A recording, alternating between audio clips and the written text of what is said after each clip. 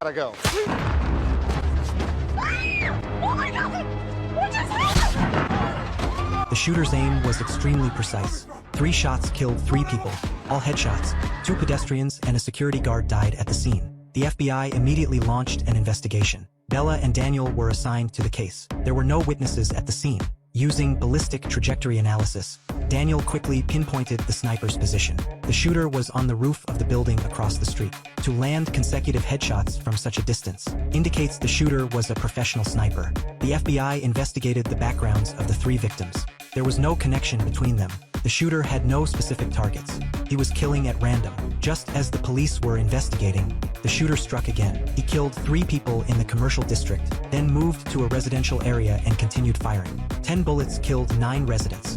This was an indiscriminate massacre. Only 1 security guard survived at the scene. He took cover immediately after hearing the gunfire. A bullet struck his arm, but he did not see the shooter. However, a resident witnessed that after the shooting ended, a black SUV sped away from the scene. After reviewing surveillance footage, Daniel noticed something amiss. Multiple victims fell to the ground almost simultaneously. This indicates there was more than 1 shooter at the scene. At least 2 people were firing at the same time. Patrol officers soon spotted the black SUV. As the officers moved to stop the vehicle, the shooter inside suddenly opened fire. The officer was killed on the spot, and the shooter fled in the vehicle. But one of the accomplices did not get into the car. The teenager was left behind near the scene and fled on foot. Police cordoned off the area and began a manhunt. They quickly pinpointed the teenager's hiding place. A SWAT team surrounded a RV and threw flashbang grenades inside. The teenager was forced to exit the vehicle and surrender. The investigation revealed that the teenager was a homeless person who had been taken in by the gunman. The gunman gave him food and taught him how to shoot. The teenager identified the mastermind as Cole.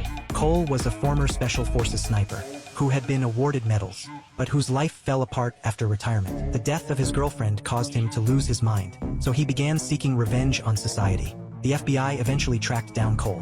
He was hiding in the bell tower of a church, at a very high elevation. If he fired, many civilians would be injured. Snipers took up their positions. Bella tried to persuade Cole to surrender, but Cole no longer wanted to live. He intended to kill more people before dying. When Cole poked his head out of the tower, Take him out. FBI snipers opened fire immediately. Cole was killed on the spot. This series of random sniper killings came to an end.